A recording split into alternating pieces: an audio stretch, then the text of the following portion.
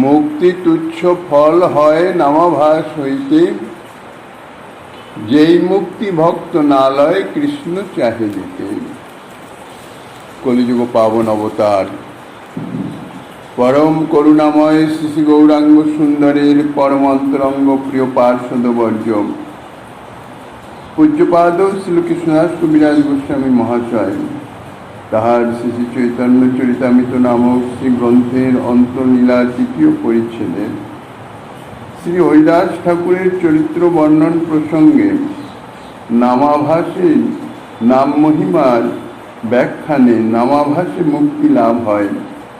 হরিদাস ঠাকুর হিরণ্য গোবর্ধন দাসের সভায় তাহা বলা হয়েছে এবং তাহার দৃষ্টান্তস্বরূপ প্রমাণস্বরূপ শ্রীমদ্ ভাগবতে অজামিলের উপাখ্যান তাহা বর্ণনা হয়েছে।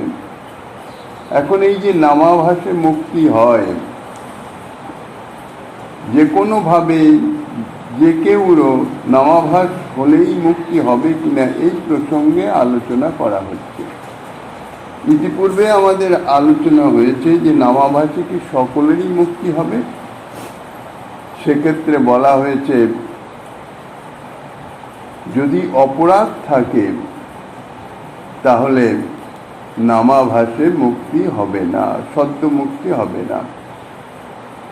তবে জানি অপরাধ আছয়ে প্রচুর, কৃষ্ণ নাম বিস্তায় না হয় অঙ্কুর। আবার নামের মহাত্মার মহিমার কথা শ্রবণ করে সকলেরই যে নামেতে শ্রদ্ধা প্রবৃত্তি, নাম গ্রহণের প্রবৃত্তি জন্মাবে তা হয় না। নাম মাহাত্ম্য শ্রবণ করে, নাম মহিমা শ্রবণ করেও নাম গ্রহণের যদি ইচ্ছা না জাগে, নাম গ্রহণে যদি প্রবৃত্ত না হয় তাহলে সেটি একটি অপরাধ। তাহলে বলা হচ্ছে অপরাধযুক্ত ব্যক্তির চিত্তে শ্রী নাম প্রভু কৃপা প্রকাশ করেন না, অর্থাৎ ফল প্রসব করে না।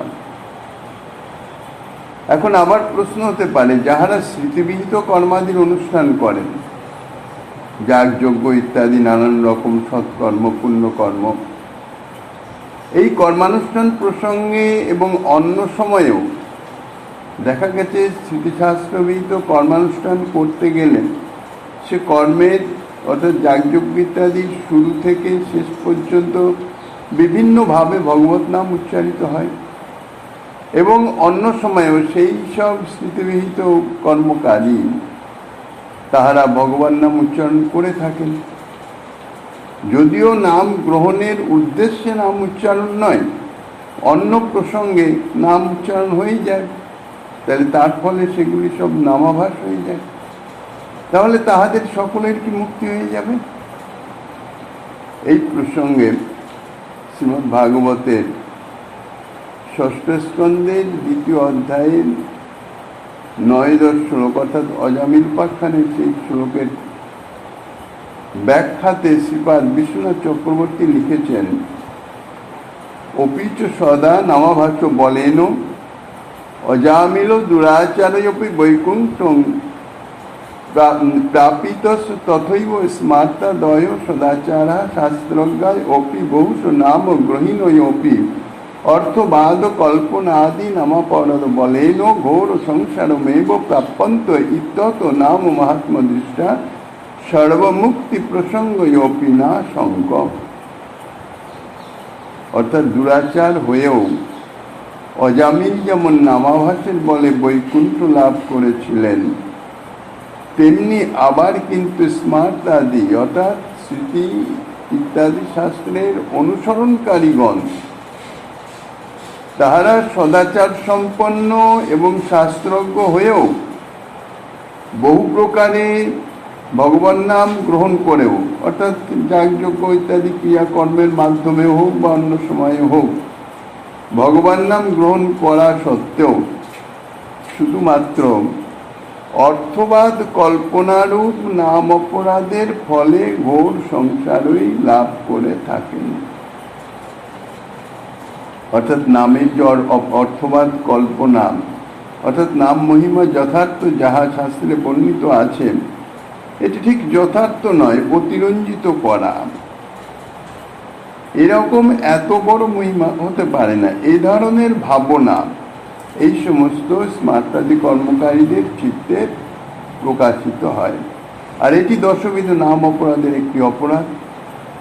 কাজেই প্রকারান্তরে তাহাদের নাম অপরাধ হয়ে যায় এবং এই নাম অপরাধের ফলে ঘোর সংসারই লাভ করে থাকেন। অর্থাৎ তাহাদের যে বিষয় ভোগ বাসনা, যেই উদ্দেশ্যে তাহারা এই স্মৃতিশাস্ত্রাদির কর্মকাণ্ড ইত্যাদি তাহারা করেন, অর্থাৎ যাগ যজ্ঞ ইত্যাদি করেন শশভোগ ভোগবাঞ্ছা পূরণের নিমিত্তই তো। বিশেষত কর্মকাণ্ড ইত্যাদি তাহারা স্বর্গসুখ ভোগের নিমিত্ত, বা এই জগতে অবস্থানকালেও বিশেষ সুখ ও স্বাচ্ছন্দ্যতার প্রাকৃত মায়িক সুখ লাভের জন্যে তাহারা এইসব অনুষ্ঠান আদি করে থাকেন। এখন তাহাদের চিত্তে যে উদ্দেশ্য থাকে সেই উদ্দেশ্যই সিদ্ধি হবে, অর্থাৎ সেই মায়িক সুখ তাহাই লাভ করবে, অর্থাৎ ভোগ বাসনাই তাহাদের প্রাপ্তি হবে। এই জন্যই বলছেন ঘোর সংসার লাভ করে থাকেন, অর্থাৎ তাহাদের ভোগ বাসনা আরো বৃদ্ধি হয়ে থাকে। সুতরাং নাম মাহাত্ম্যের কথা শুনে কেউ যেন মনে না করেন যে যেন তেন প্রকারণের নাম গ্রহণ হলেই হলো, সে নামের উদ্দেশ্যে হোক আর যাই হোক, নামাভাসও যদি হয়ে যায় তাহলেই তো মুক্তি নিশ্চিত। এটি কিন্তু যথার্থ হবে না, কেননা সকলের মুক্তি লাভ হবে এটি কেউ মনে করবেন না। যে কোনো প্রকারে ভগবান নাম উচ্চারণ করলেই জীব মুক্ত হতে পারে সত্য। নামের যে এই জাতীয় মহিমা তাহার সর্বৈব সত্য, বিন্দুমাত্র তাহাতে কোনো অতিরঞ্জিততা নাই। কিন্তু একটা বিষয়ে শুধু বাধ্যবাধকতা আছে, সেই ক্ষেত্রে সেটা হচ্ছে অপরাধ শূন্যতা। যদি তাহার নাম অপরাধ থাকে তাহলে কিন্তু মুক্তি হবে না, এটাই হচ্ছে তাৎপর্য। এখন সে অপরাধ প্রাক্তনী অপরাধ হতে পারে, আধুনিক হতে পারে। বর্তমানকালে এই জীবনের কোনোভাবে নাম অপরাধ সংঘটিত হয়েছে তাতেও সেক্ষেত্রেও হতে পারে। আর পূর্ব জন্মের যে অপরাধী, যার ফল হয়তো এই জন্মে ভোগ হবেন বা হচ্ছে, শুরু হয়েছে, সেই অপরাধ যতক্ষণ থাকবে ততক্ষণ কিন্তু এই নামের যে মহিমাযুক্ত যে ফল তাহা প্রাপ্ত হবে না। চক্রদীপাদের উক্তি সম্বন্ধে একটা কথা উঠতে পারে যে স্মার্তাদি যে সমস্ত কর্মকাণ্ডীগণ তাহাদের সম্বন্ধে যে তিনি বলছেন অর্থবাদাদিরূপ নাম অপরাধ, এই অর্থবাদাদিরূপ নাম অপরাধের কথা চক্রদীপাদ বললেন কেন? এ বিষয়ে একটু বিশ্লেষণ করলে, আলোচনা করলে মনে হয় এই নিরপরাধে নাম গ্রহণ করলে নামের মুখ্য ফল ভগবৎ প্রেম লাভ হতে পারে এবং আনুষাঙ্গিকভাবেই স্মৃতিশাস্ত্রাদি বিহিত কর্মের ফলও পাওয়া যেতে পারে। এটা তো নামের মহিমা। তথাপি নামের এতাদৃশ মহিমার কথা শ্রবণ করে নামের আশ্রয় গ্রহণ না করে যারা স্মৃতিশাস্ত্র বিহিত কর্মাদির অনুষ্ঠানেই প্রবৃত্ত হয়েন বা প্রবৃত্ত থাকেন, তাদের এই যে আচরণ, এই আচরণ দ্বারা বোঝা যায় যে শাস্ত্রলিখিত নাম মহিমার কথায় তাহাদের যথার্থ বিশ্বাস নাই। কেননা তাদের যাহা কিছু কামনা, যে উদ্দেশ্যে তাহারা এই স্মৃতিশাস্ত্রাদি বিহিত কর্মকাণ্ড ইত্যাদি করবেন, নিরপরাধে যদি নাম গ্রহণ করা যায় তাহলে সেই নাম গ্রহণের আনুষাঙ্গিক ফলেই তাহা প্রাপ্ত হয়ে যাবে। সেই সঙ্গে সঙ্গে মুখ্য ফল যে প্রেম পর্যন্ত সে প্রাপ্ত হবে। এটাই তো নাম মহিমা। নামের যে মহিমার কথা, মহাত্মার কথা শাস্ত্রে বর্ণিত আছে। এ তারা শুনলেন, কিন্তু শোনার পরেও আনুষাঙ্গিকভাবেই তাহাদের যে কামনা পূর্তি হয়ে যাবে এটি তাহাদের বিশ্বাস হলো না। এটি তারা বিশ্বাস করতে পারেন না। নাম মাহাত্ম্যে তাহারা অর্থবাদ কল্পনা করেন, অর্থাৎ নাম মহিমার কথাকে তাহারা অতিরঞ্জিত উক্তি বলে মনে করেন। এটি হচ্ছে একটি নাম অপরাধ। দ্বিতীয়ত, নাম মহিমার কথা শ্রবণ করার পরেও সকলেরই নাম গ্রহণ করা একান্ত কর্তব্য। সে যেভাবেই হোক, জীবের মুখ্য যদি স্বরূপানুবন্ধী কর্তব্য, স্বরূপানুবন্ধী যে সেবা প্রাপ্তি লাভের উদ্দেশ্য হয়, তাহলেও নাম গ্রহণ করলেই প্রাপ্তি হবে, প্রেম প্রাপ্তি হবে। যদি জড়জাগতিক সুখভোগ বাসনার জন্য হয়, তাহাও নাম গ্রহণ করলে হয়ে যাবে, প্রাপ্ত হয়ে যাবে। কাজেই নাম মহিমার এতাদৃশ কথা, অর্থাৎ যে কোনোভাবে নাম গ্রহণ করলে তাহার কামনা পূর্তি হবে, উদ্দেশ্য সিদ্ধি হবে।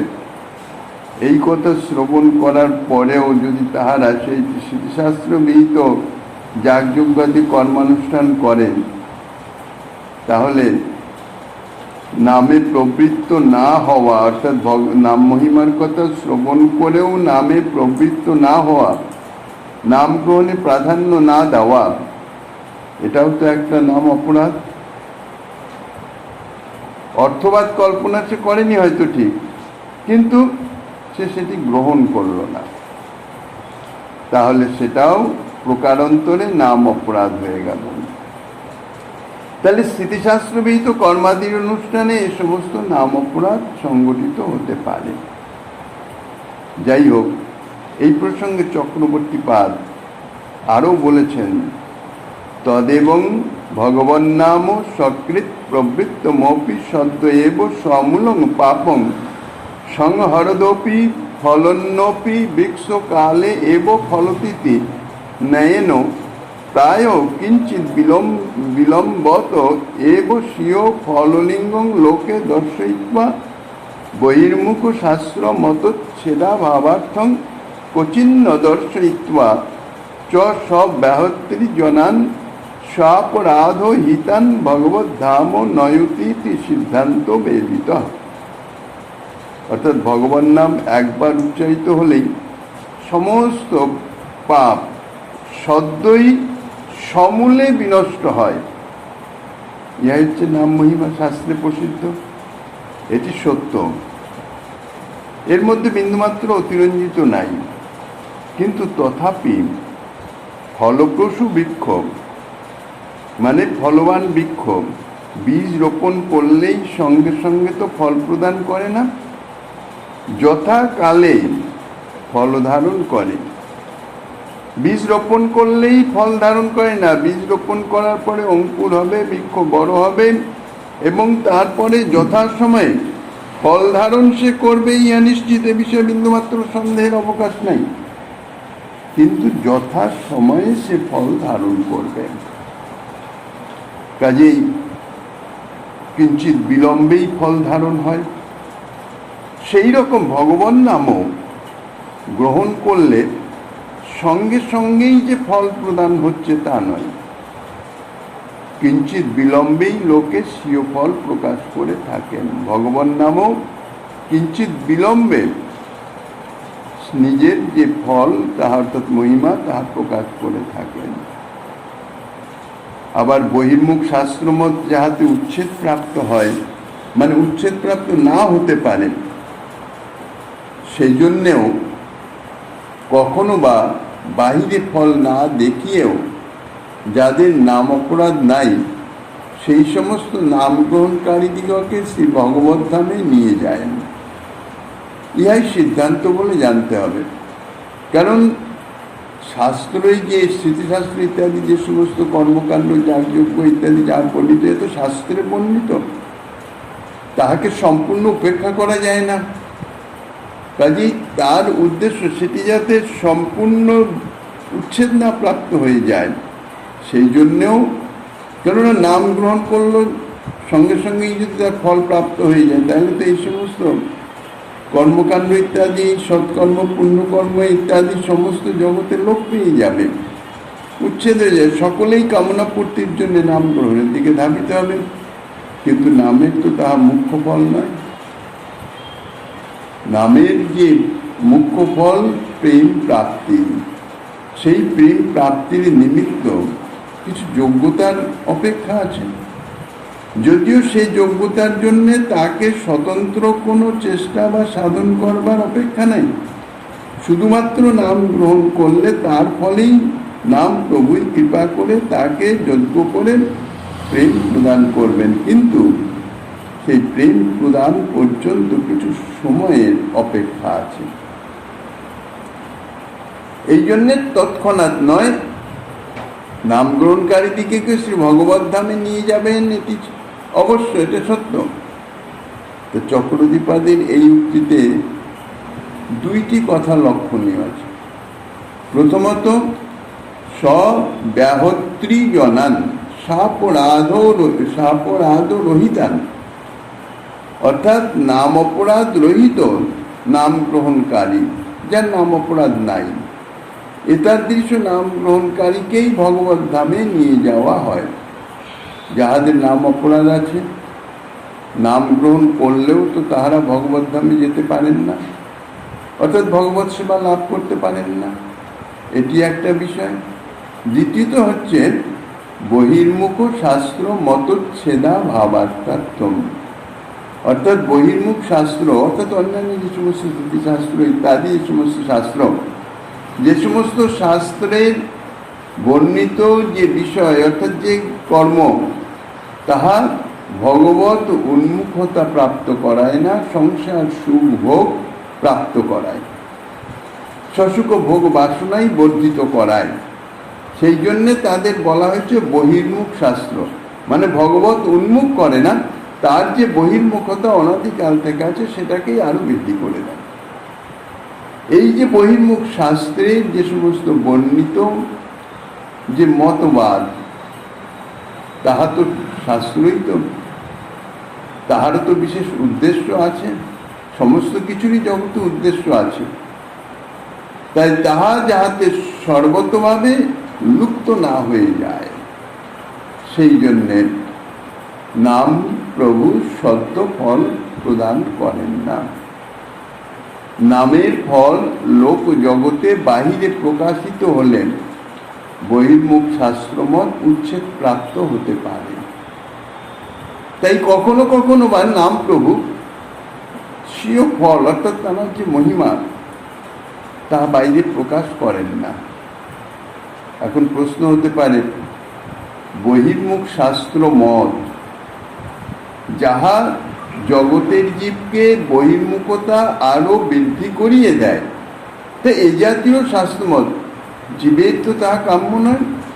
জীবের প্রকৃত সে মায়ামুক্ত, তার কি কাম্য সেটা সে অনুভব না করলেও তার যথার্থ মঙ্গল তো ভগবত উন্মুখতাতে। তাহলে বহির্মুখ শাস্ত্রমত যদি উচ্ছেদ প্রাপ্ত হয়েই যায়, লোক প্রাপ্ত হয়েই যায়, তাহলে ক্ষতি কি? তাতে তো জগতের জীবের আরো লাভই হবে। তার উত্তরে বলা যায় যে যারা বহির্মুখ জীব,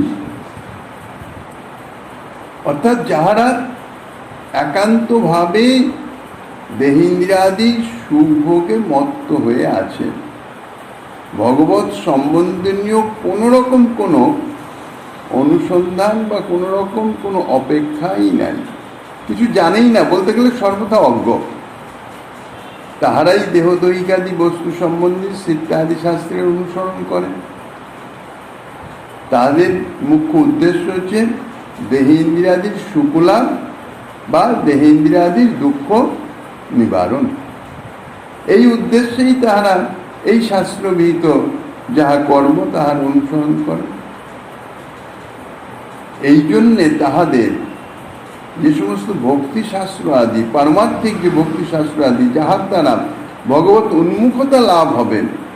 এখন ভগবত উন্মুখতা লাভ করতে গেলে বহির্মুখতা তো দূরীভূত হবে। বহির্মুখতা দূরীভূত অর্থাৎ নিজ দেহেন্দ্রিয়াদির সুখ বাসনা তাকে ত্যাগ করতে হবে। আর যদি বিশেষভাবে দেহেন্দ্রিয়াদির সুখ ভোগে সে যদি আসক্ত হয়, এখন তাকে যদি বলা হয় এগুলি ত্যাগ করো, এটি চলবে না, ওটি চলবে না, সেটি চলবে না, ভক্তিশাস্ত্রের যেগুলি সদাচার তাকে যদি পালন করতে হয়, তাহলে তার অনেক কিছুই বাদ দিতে হবে। কাজে এই জন্যে পারমার্থিক ভক্তি শাস্ত্রাদিতে তাহাদের অনুরক্তি দেখা যায় না, তাদের আকর্ষণ দেখা যায় না, তাহারা তাতে আকর্ষিত হয় না। যেহেতু এ সকল পারমার্থিক শাস্ত্র দেহদৈহিক বস্তুতে আসক্তি ত্যাগের কথাই বলেন, আর তাহারা তো দেহদৈহিক বস্তুতে ঘোর আসক্তপন্ন। কাজে ঘোরাসক্ত ব্যক্তিকে যদি আসক্তি ত্যাগের কথা বলা হয়, তাহলে তো তাহারা সেটা মানবে না, গ্রহণ করবে না। তাহারা যদি বুঝতে পারেন যে বহির্মুখ শাস্ত্র মতের মূল্য বিশেষ কিছু নাই, তাহলে তাহারা সেই শাস্ত্র মতের অনুসরণ করবে না। অনুসরণ না করাই শাস্ত্র মতের উচ্ছেদ প্রাপ্তি। অথচ বহির্মুখতা বশত তাহারা এই পারমার্থিক শাস্ত্রমত তাহার অনুসরণ করতে পারবে না। তাহারা সে বিষয়ে অসমর্থ বা সর্বদা অযোগ্য। এখন সেক্ষেত্রে কি হবে? তাহাদের যে ভাবাপন্ন, অর্থাৎ তাহাদের যে আসক্তি যে বিষয়ে, সেই বিষয়ে সম্পন্ন যে বহির্মুখ শাস্ত্রমত ইত্যাদি, তাহারও কোনো প্রয়োজন নাই, অপেক্ষা নাই। তাহারা সেটিকে যদি ত্যাগ করে দেয়, সেটি বুঝে যদি সেটি ত্যাগ করে দেয়, অথচ ভগবত উন্মুখতা অর্থাৎ পারমার্থিক যে শাস্ত্রমত, সেটি তারা গ্রহণ করতে পারবে না, সে বিষয়ে তারা অসমর্থ, অযোগ্য। তাহলে তাদের কোনো শাস্ত্র মতেরই আর অবলম্বন করবার মতো কোনো শাস্ত্র মতই থাকবে না। তার ফলে তারা উচ্ছৃঙ্খলতার স্রোতে ভেসে অধঃপতের একদম চূড়ান্ত অবস্থা প্রাপ্ত হবে।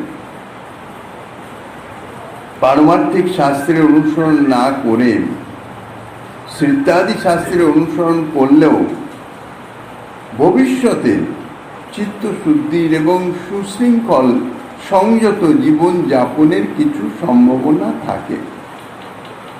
এই জন্যেই বহির্মুখ শাস্ত্র যাহা, অর্থাৎ যাগযজ্ঞ ইত্যাদি স্মৃতিশাস্ত্র ইত্যাদি বিহিত যাহা, তাহাতে প্রবৃত্তি মার্গের কথাই বলা আছে। অর্থাৎ তাহাদের যে ভোগাসক্তি, তাহার সেইটি পূরণের সম্বন্ধেই কথা বলা আছে, কিন্তু সেখানে শাস্ত্রের কিছু বিধিবিধান দেওয়া আছে। অর্থাৎ সুশৃঙ্খলভাবে তাহারা তাহাদের সেই ভোগ কামনা, ভোগ সুখ ইত্যাদি তাহা প্রাপ্ত হতে পারবে। তার ফলে কি হবে? সুশৃঙ্খল সংযত জীবনযাপন, অর্থাৎ শাস্ত্রে যাই বল সেই অনুযায়ী চলে, একটা তো নিয়মের গণ্ডিতে সে চলবে। তার ফলে ভবিষ্যতে তাহার চিত্তশুদ্ধির একটা সম্ভাবনা থাকে। এই জন্যে বহির্মুখ জীবের পক্ষে ইত্যাদি শাস্ত্রের অনুসরণও আপেক্ষিকভাবে কল্যাণজনক। কেননা তা যদি না হয়, তাহলে তাহারা সর্বত উচ্ছৃঙ্খল হয়ে গিয়ে, স্বেচ্ছাচারী হয়ে গিয়ে তাহারা অধঃপথের চূড়ান্তে চলে যাবে। তাদের সেই প্রবৃত্তিকে একটা বন্ধনের গণ্ডিতে আবদ্ধ করে একটা সুসংযত পথে চালিত করবার নিমিত্তই এই বহির্মুখ শাস্ত্রাদি, স্মৃতিশাস্ত্রাদি ইত্যাদি। তাই অধিকারী ভেদে এ সকল শাস্ত্রেরও প্রয়োজনীয়তা আছে।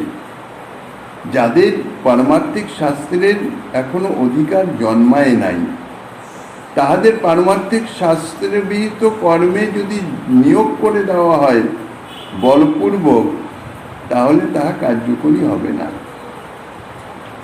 তাহাদের এই শাস্ত্রবিহিত অনুযায়ী, তাহাদের সেই অনুযায়ী তাহারা অগ্রসর হলে ধীরে ধীরে ভবিষ্যতে হয়তো তাহাদের চিত্তের শুদ্ধি হয়ে পারমার্থিক শাস্ত্রের অনুসরণে তাহারা আকর্ষিত হতে পারে।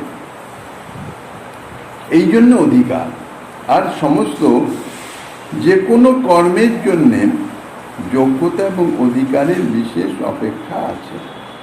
তাই অধিকারী ভেদে এই সকল শাস্ত্রেরও জগতে প্রয়োজনীয়তা আছে। এই জন্যেই এই সমস্ত শাস্ত্রের প্রকাশ। কিন্তু নামের ফল বাইরে প্রকাশ পেলেন, অর্থাৎ যার কোনো এই বিষয়ে, নামের বিষয়ে ভগবত উন্মুক্ততা নাই, কিন্তু নাম গ্রহণ করলে সঙ্গে সঙ্গে মুক্ত হয়ে যাবে। যে কোনোভাবে সে নাম গ্রহণ করেছে, নাম গ্রহণের জন্য নয়, নামাভাস হয়ে গেছে, সে মুক্তি হয়ে গেছে। এই যে আশ্চর্যজনক বিষয় বা আশ্চর্যজনক ঘটনা যদি চোখের সামনে নিরন্তর ঘটতে থাকে, অর্থাৎ এরকম ফল যদি প্রকাশিত হতে থাকে তাহলে বহির্মুখ শাস্ত্র মতে উচ্ছেদ প্রাপ্তির আশঙ্কা সত্য সত্যই থাকবে। কেননা বহির্মুখ লোকজন যদি দেখে যে সিদ্ধাদি শাস্ত্র অনুসরণ করার দরকার নেই, শুধুমাত্র যেন তেন প্রকারেণ নাম গ্রহণেই দুঃখ দুর্গতির অবসান হয়ে যাবে, অর্থাৎ তাহার যে জাগতিক সুখভোগ বাসনা সেটা তো আনুষাঙ্গিকভাবেই হয়ে যাবে, তার লাভ হয়ে যাবে, তাহলে আর যে কোনো শাস্ত্রবিহিত কর্মাদি করতে গেলে তাতে কিছু তো পরিশ্রম তো আছে। তাহলে বিনা আয়াসে বিনা পরিশ্রমে যদি সেটি প্রাপ্ত হওয়া যায় তাহলে লোকে সেটুকুই বা করবে কেন? কষ্টসাধ্য এবং ব্যয়বহুল এই স্মৃতিবিহিত কর্মাদি, তাহলে তার প্রতি তাদের উপেক্ষা এসে যাবে বলে কোনো প্রয়োজনই নেই। এটা না করেই যদি আমার কামনা পূর্তি হয়ে যায়, আমার যা কামনা সে বস্তু যদি আমি পেয়ে যাই, তাহলে আমি কেন করতে যাব? একে তো কষ্টসাধ্য, দ্বিতীয়ত তার পিছনে ব্যয়বহুল অর্থে লাগবে। তাহলে ক্রমশ সে সমস্ত কর্মের অনুষ্ঠান থেকে তারা বিরত হয়ে যাবে। বিরত হয়ে যাবে ঠিকই, কিন্তু এই যে বিরতিটা তাহাদের ভোগাসক্তি ত্যাগজনিত নয়। শশুক ভোগবাসনা তাহাতে কিছুমাত্র কমবে না, অর্থাৎ তাহাদের বহির্মুখতা বিন্দুমাত্র দূরীভূত হবে না। আর এই বহির্মুখতা দূরীভূত না হওয়ার জন্যে নাম গ্রহণেও তাহাদের যথার্থ প্রবৃত্তি জন্মাবে না। তাহারা নামকে নিজ ভোগবাসনা চরিতার্থের একটা উপকরণ হিসাবে গ্রহণ করবে। নাম গ্রহণেও তাদের প্রবৃত্তি জন্মাবে না, তাদের বহির্মুখতা বশত।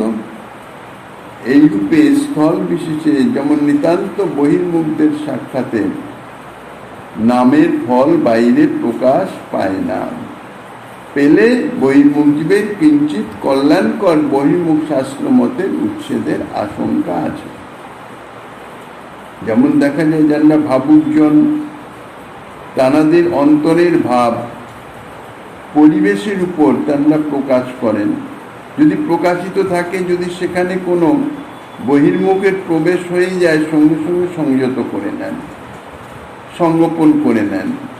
শ্রীমন মহাপ্রভুর ক্ষেত্রে বহু ক্ষেত্রে এইভাবে বহির্মুখ জন থেকে প্রভু ভাব সংবরণ করে নিয়েছেন। তার মূল কারণ হচ্ছে এই। এখন আবার প্রশ্ন হতে পারে, প্রায়শ্চিত্ত আদি প্রসঙ্গে নাম অপরাধ হয় বলে প্রায়শ্চিত্তের ফল পাওয়া যাবে কিনা? যোগজ্ঞানাদির অঙ্গভূত নামের ফল, অর্থাৎ স্মৃতাদি বিহিত প্রায়শ্চিত্ত আদি যা আছে স্মৃতিশাস্ত্রে ইত্যাদিতে, তাদের অনুষ্ঠানে আনুষাঙ্গিকভাবে নাম উচ্চারিত হয়ে থাকে। কেন? কর্মকাণ্ডের যে কোনোই সেই শুরু থেকে শেষ পর্যন্ত মধ্যে মধ্যে যে কোনোভাবে ভগবত নাম উচ্চারিত হয়, কিন্তু বলা হয়েছে তাহাতে নাম অপরাধ হয়। নাম অপরাধ হলে তো প্রায়শ্চিত্তকারীর অধঃপতনই হয়ে যাবে। কিন্তু অধঃপতন হলেও যে পাপের জন্য প্রায়শ্চিত্ত করা হলো, নামের ফলে সেই পাপ বিনষ্ট হবে কিনা, এই প্রশ্ন এসে উপস্থিত হয়েছে। ভাগবত শ্লোকের অত্যন্ত পূর্ব সেই শ্লোকের টিকাতে চক্রবর্তীপাদ বলেছেন পাপের বিনাশ হবে। দৃষ্টান্তের সাহায্যে তিনি তাহার সিদ্ধান্তটি প্রতিপন্ন করছেন। দৃষ্টান্তটি হচ্ছে, যেমন কোনো এক মহাজনের আশ্রয়ে কয়েকজন লোক আছে, কিন্তু তিনি সকল আশ্রিতদের প্রতি সমানভাবে প্রসন্ন নহেন। সেটা হয়ও না, কেননা প্রসন্নতাটা তো মনের ধর্ম। আশ্রিতের ভাব বা কর্ম অনুসারেই প্রসন্নতা প্রকাশ হয়। আর এই প্রসন্নতার তারতম্য অনুসারে আশ্রিতদের আশ্রয়েরও, অর্থাৎ আশ্রয় স্থানাদি বা অন্যান্য বিষয়ের তারতম্য হয়ে থাকে। আবার আশ্রয়ন তারতম্য অনুসারে তাহাদের পালন তারতম্য হয়ে থাকে। সকল আশ্রিত সমানভাবে প্রতিপালিত হয় না। যাহারা মহাজনের নিকটে কোনরূপ অপরাধী থাকে, তাহাদের প্রতি মহাজনের প্রসন্নতাও থাকে না, প্রসন্নতার অভাব থাকে। আর অপরাধ যদি গুরুতর হয়ে যায় তাহলে হয়তো তিনি আশ্রিতকে ত্যাগই করে দেন, প্রতিপালনও করেন না। এইরূপ আশ্রয়নের বা প্রতিপালনের যে তারতম্যের হেতু, অর্থাৎ তারতম্য, তার কারণ কিন্তু মহাজনের অসামর্থ্য নয়।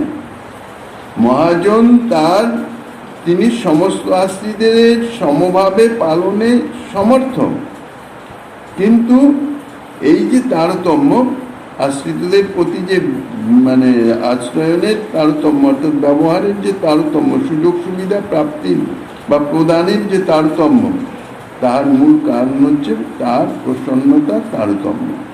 অর্থাৎ আশ্রিতদের কর্মের প্রভাবে সকলের প্রতি তিনি সমানভাবে প্রসন্ন নয়, সকলের একইভাবে কর্ম নয়, অর্থাৎ একই রকম ভাব নয়।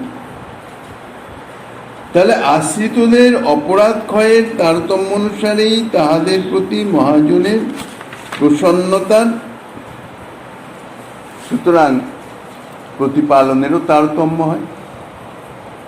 সমস্ত অপরাধ ক্ষয় হলে, অর্থাৎ তার অপ্রসন্নতার যে কারণে তিনি অপ্রসন্ন হয়েছেন, সেই কারণ যদি সমূলে দূরীভূত হয়ে যায়, তাহলেও তাহার প্রসন্নতা ধীরে ধীরে আবার পুনরায় ফিরে আসে, তিনি পরিপূর্ণ প্রসন্নতা হন। অর্থাৎ অপরাধ যদি ক্ষয় হয়ে যায় তাহলেই প্রসন্নতারও পূর্ণ বিকাশ। এইরূপে নাম উপলক্ষিতা ভক্তিও স্বীয় প্রসন্নতার তারতম্য অনুসারে, অর্থাৎ এই যে নামাভাস, অন্যান্য কর্ম ইত্যাদির মাধ্যমে যে নাম গ্রহণ হয়ে যাচ্ছে তা তো নামাভাস, সেই যে নামাভাসকারী নামাভাস, এও তো এক ভক্তি। এই নাম উপলক্ষিতা ভক্তি, অর্থাৎ এই জাতীয় ভক্তির, এই জাতীয় নামাভাসের ক্ষেত্রে ভক্তিদেবীও তিনি স্বীয় প্রসন্নতার তারতম্য অনুসারে ভিন্ন ভিন্ন রূপ ফল প্রদান করে থাকেন। যারা ফলানুসন্ধিৎসু হয়ে ফল প্রাপ্তির উদ্দেশ্যে শাস্ত্রবিহিত কর্মাদির অনুষ্ঠান করেন, কর্মাদির ফল সিদ্ধির নিমিত্ত তাহারাও ভগবান নাম গ্রহণ করে থাকেন। এটি তাহাদের সেই কর্মাদির একটা অঙ্গই বলা যায়। নাম গ্রহণ হলো ভক্তির অঙ্গ, নাম উপলক্ষিতা ভক্তি। কিন্তু ভক্তি ফলাভিসন্ধান আছে বলে, অন্য কিছু প্রাপ্তির উদ্দেশ্য আছে বলে এটা হয়ে যায় গুণীভূতা ভক্তি, শুদ্ধা ভক্তি হয় না। এরূপ এক স্থানে কর্মাদি, অর্থাৎ কর্মযোগ এবং জ্ঞান ইত্যাদি সাধন এবং ভক্তি একসঙ্গে থাকে, কারণ ভক্তির সাহচর্য ব্যতীত তো কর্মযোগ জ্ঞান কেউই ফল প্রদান করতে সমর্থ নয়। ভক্তির সাহচর্য সকলকেই নিতে হবে।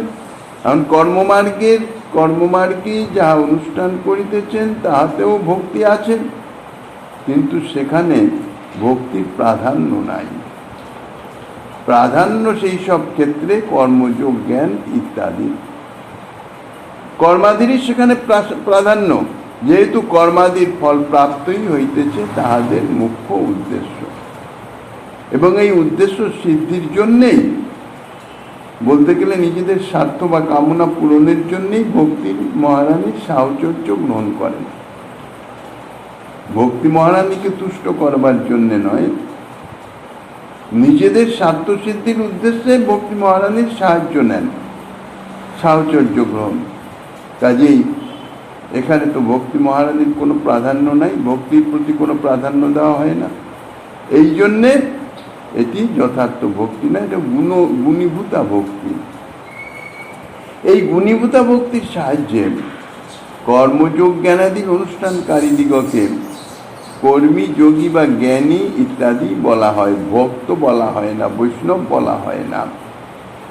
কেননা তাহাদের যে ভক্তি সেটি যথার্থ ভক্তি নয়।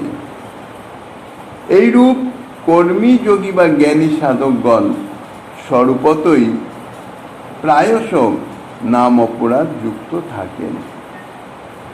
কেননা তাহারা শ্রী ভগবান নামকে তাহাদের এই কর্মযোগ জ্ঞানাদি যে ধর্ম অর্থাৎ যে সাধন তাহার অঙ্গরূপে মনে করেন, অর্থাৎ সাহায্যকারী রূপে মনে করেন। কর্মাদি এখানে তাদের নিকটে হচ্ছে মূল অঙ্গী, আর সেই প্রসঙ্গে যে নাম গ্রহণ হচ্ছে তাহা হচ্ছে অঙ্গ, আনুষাঙ্গিক ভাব। তাহলে ফলদান বিষয়ে নামকে যদি ধর্মব্রত ইত্যাদির শুভক্রিয়ার সমান মনে করা হয় তাহলে তো তাহা নাম অপরাধ হয়ে যায়। অর্থাৎ অন্যান্য শুভকর্মের সঙ্গে যদি নামকে সমান মনে করা হয় তাহলেই নাম অপরাধ। আর নামকে যদি অন্য ধর্মাদির যদি অঙ্গ মনে করা হয় সেক্ষেত্রে যে নাম অপরাধ হবে এ বিষয়ে তো বলাই বাহুল্য, স্বাভাবিকভাবেই। তাহলে এইরূপ কর্মাদির অনুষ্ঠানে নাম অপরাধ হয় বলে যে কর্মাদির ফল পাওয়া যাবে না তাহা নয়। কর্মী আদি যে উদ্দেশ্যেই হোক নামের আশ্রয় তো গ্রহণ করে থাকে, এই নামাশ্রয় গ্রহণরূপ গুণলেশ বশতই নাম অপরাধ হওয়া সত্ত্বেও, সুতরাং কর্মী আদি কর্তৃক সেই অপকর্ষ মনন সত্ত্বেও নামের প্রাধান্য না দেওয়া হচ্ছে অপকর্ষ। এই নামের প্রাধান্য না দেওয়া সত্ত্বেও এই অপকর্ষকে স্বীকার করেও শুধুমাত্র শ্রী নামের যে অসাধারণ কৃপা, সেই কৃপার জন্যে স্বীয় দাক্ষিণ্য বা অসাধারণ কৃপা বশত কর্মাদির অঙ্গভূত হয়েও নাম কর্মাদির ফল প্রদান করে থাকে। অর্থাৎ যে উদ্দেশ্যে নাম গ্রহণ হচ্ছে সেই উদ্দেশ্য সিদ্ধ করিয়ে দেন, কেননা তা না হলে সেই উদ্দেশ্য সিদ্ধ হবে না। কর্মযোগ জ্ঞানের নিজস্ব সামর্থ্য নাই তার ফল প্রদান করার, কাজেই সেই ফল নাম প্রভু প্রদান করে দেন। নাম অপরাধ সত্ত্বেও প্রায়শ্চিত্ত আদির অঙ্গভূত ভগবান নাম প্রায়শ্চিত্তকারী পাপকে বিনষ্ট করে থাকেন। শ্রীমদ্ ভাগবতের শ্লোকের টিকাতে ক্রমসন্দর্ভ টিকায় শ্রীজীব গোস্বামী পাদও তাহাই বলেছেন। এবমেব নামোপলক্ষিতাং ভক্তিদেবীং এ গুণী ভাবেন আশ্রয়ন্তে কর্মাদি ফল সিদ্ধার্থং তেষু গুণভূতায়া ভগতের বর্তমানত্বে অপি প্রাধান্যেন ব্যাপদেশা ভবন্তীতি নয়ন তে কর্মী জ্ঞানাদি শব্দেন অভিধীয়ন্তে ন তু বৈষ্ণব শব্দেন তে চ স্বরূপত এব এক নাম অপরাধবন্ত ইত্যাদি ইত্যাদি। এই প্রসঙ্গে চক্রবর্তী পাদ আরও বলেছেন যে যাহারা প্রায়শ্চিত্ত করেন না, পাপের ফল ভোগ করবার জন্য তাহাদিগকে নরকে গমন করতে হয়। প্রায়শ্চিত্ত না করলেও কিন্তু বৈষ্ণবদিগকে, অর্থাৎ যাহারা ভক্ত, যাহারা যথার্থ ভক্তির অঙ্গ অনুষ্ঠান করেন তাহাদের কিন্তু নরকে যেতে হয় না। কেননা বৈষ্ণবগণ ভগবান নাম কীর্তন করে থাকেন, তাহারা তো নামাভাসের জন্য নয়, ভক্তি অঙ্গ যাচনের উদ্দেশ্যে তাহারা ভগবান নাম কীর্তন করেন। কীর্তনরূপ ভক্তি অঙ্গ, তাহাতেই তাহাদের সমস্ত পাপ বিনষ্ট হয়ে যায়, প্রায়শ্চিত্তের কোনো অপেক্ষাই থাকে না। আর কর্মী জ্ঞানীরা যদি পুনঃ পুনঃ নামে অর্থবাদ কল্পনা এবং সাধু নিন্দাদিরূপ নাম অপরাধ করতে থাকেন তাহলে কর্মাদির অঙ্গভূত হয়েও ভগবান নামাদি গুণীভূতা ভক্তি সাধন ধর্মাদি ফল দান করেন না। কে তে অপরাধা বিপেন্দ্র,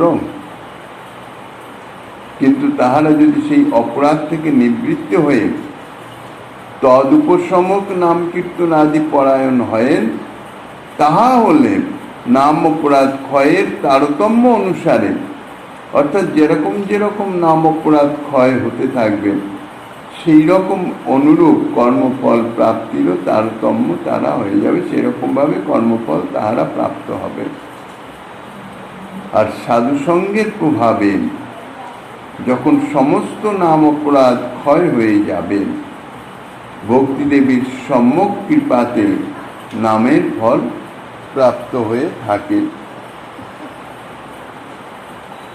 এখন নাম অপরাধই যদি হয়, কর্মজ্ঞানাদির অঙ্গরূপে নাম উচ্চারণের বিধান কেন দিয়েছেন শাস্ত্রে? কর্মজ্ঞানাদির অঙ্গরূপে ভগবান নাম উচ্চারণাদিরূপ ভক্তি অঙ্গের অনুষ্ঠানের কথা যখন শাস্ত্রেই বর্ণিত আছে, এটা তো শাস্ত্র বিধি, তাহলে এইরূপ বিধিবাক্যের পালনে নাম অপরাধ হবে কেন? শাস্ত্রে তো কর্মজ্ঞানাদির অঙ্গরূপেই ভগবত নাম উচ্চারণের কথা বলেছেন। ননু কর্ম জ্ঞানাদ্যঙ্গত্বে ভগতিং পূর্বিতেতি যদি বিধিবাক্য মেবাস্তি তর্হি কুতস তেষাং নাম অপরাধ। তাহলে সেটি নাম অপরাধ হবে কেন? তো শাস্ত্রবিধি পালন করছে। তার উত্তরে বলা যায় যে একমাত্র ভক্তির প্রভাবেই সমস্ত ধর্ম সম্যক রূপে সিদ্ধ হতে পারে। এমনকি মহাপাতকাদিও বিনষ্ট হতে পারে ভক্তির প্রভাবে। ইহাই শাস্ত্রের বিধান। যাহাদের এই সমস্ত শাস্ত্রবাক্যে বিশ্বাস নাই, তাহারাই তো বিশেষত কর্মজ্ঞানাদিতেই শ্রদ্ধালু। অন্যান্য অর্থাৎ কর্মমার্গ, জ্ঞানমার্গ, যোগমার্গতেই তাহাদের শ্রদ্ধা।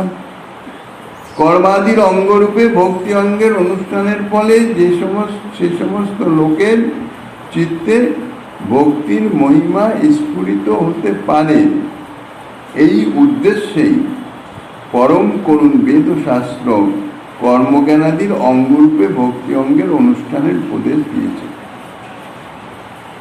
যদি অপরাধ পূর্ব থেকে চিত্তে না থাকে, তাহলে হয় কি, এই কর্মাদির অঙ্গরূপে ভক্তি অঙ্গ অনুষ্ঠান অর্থাৎ নাম গ্রহণের ফলে অনেক সময় দেখা যায় তাহাদের এই সমস্ত কর্মাদি, এই সমস্ত সাধন থেকে তাহারা বিরত হয়ে তাহাদের চিত্ত ভক্তি সাধনের দিকে আকর্ষিত হয়, চিত্তে ভক্তির মহিমা স্ফুরিত হয়। তখন এইগুলি, এই সমস্ত সাধনের থেকে ভক্তির যে সাধন, তাহার গুরুত্ব অনুভব হয় এবং সে ভক্তি সাধনে রত হয়ে যায়। এই একটা সম্ভাবনা আছে, এটা সর্বক্ষেত্রে নয়, এটা একটা সম্ভাবনা। এই সম্ভাবনার জন্যেই বেদাদি শাস্ত্র কর্মজ্ঞানাদির সঙ্গে ভগবান নামকে অঙ্গরূপে জুড়ে দিয়েছেন। তা নইলে তো গ্রহণই করবে না। যারা অম্ল খেতে ভালোবাসে, মিশ্রি খেতে ভালোবাসে না, মিষ্ট তাদের কাছে ভালো লাগে না, অথচ মিশ্রি যাহাদের পক্ষে উপকারী, তাদের তো মিশ্রি দিতেই হবে, নইলে তো তাদের উপকার হবেই না। কিন্তু তাহার তো মিশ্রির প্রতি বিন্দুমাত্র আসক্তি তো দূরে থাক, আরো বিরক্ত। তাদের টক খেতেই ভালোবাসে, তাহারা সবসময় টক চায়। তখন যারা বুদ্ধিমান জন, তারা কি করেন, এই টকের সঙ্গে মিশ্রি মিশ্রিত করে দেন। ধীরে ধীরে ধীরে ধীরে তাহাদের এই মিষ্টতার যে আকর্ষণ, সেটাতে আকর্ষিত হতে পারে, ক্রমশ মিশ্রিতে রুচি জন্মাতে পারে। ইহাই হচ্ছে শাস্ত্রের মুখ্য উদ্দেশ্য, প্রবৃত্তি মার্গের মধ্য দিয়ে নিবৃত্তি মার্গে প্রবৃত্ত করা। শাস্ত্রে যজ্ঞার্থে পশু হননের বিধানও আছে। পশু হননমূলক যজ্ঞাদির অনুষ্ঠানের ফলে কি হবে, স্বর্গপ্রাপ্তি হতে পারে। কিন্তু স্বর্গপ্রাপ্তি হলেও এই যে পশু হনন জনিত যে পাপ, সে পাপ কিন্তু বিনষ্ট হবে না, সে পাপটাকে ভোগ করতেই হবে, সে পাপ থেকেই যায়। তদ্রূপ কর্মাদির অঙ্গভূত ভক্তির ফলে কর্মাদির ফল পাওয়া গেলেও তাতে নাম অপরাধ দূরীভূত হয় না, সেটি থেকেই যাবে। তাই বলেছেন, উচ্চতে ভক্তৈব সর্বে অপি ধর্মা সম্যগেব সিদ্ধন্তি ভক্তি লেশে নাপি মহাপাতকান্নপি নশ্যন্তি ইত্যাদি পরশত শাস্ত্র বাক্যেষু অপি অবিশ্বসতান কর্ম জ্ঞান দেব শ্রদ্ধালুনাং ভক্তি বহির্মুখানাম অশুদ্ধ কুটিল চিত্তানামপি অনেনৈব প্রকারেণ ভক্তির ভবতীতি দয়াময়মেব বেদশাস্ত্রং ধর্ম জ্ঞানার্থং ভক্তিং বিধত্তে ইত্যত ন শাস্ত্র বাক্য মুপলম্বন নিয়মিতি। অর্থাৎ এই উদ্দেশ্যে এই পরম করুণ শাস্ত্র এই ভক্তি অর্থাৎ নাম গ্রহণ অঙ্গরূপে বর্ণনা করেছেন। এখন এই যে নাম অপরাধ, যার ফলে নামের যে ফল তাহা প্রাপ্ত হয় না, সেই নাম অপরাধ কিরূপে দূর হতে পারে সে বিষয়ে যা কিছু আস্বাদন দিচ্ছেন শ্রীমন মহাপ্রভু গিরিধাইলালের কৃপা হলে আগামী দিন আস্বাদনের বাসনা রেখে অদ্যকার শ্রীচৈতন্য কথার এখানেই বিশ্রাম।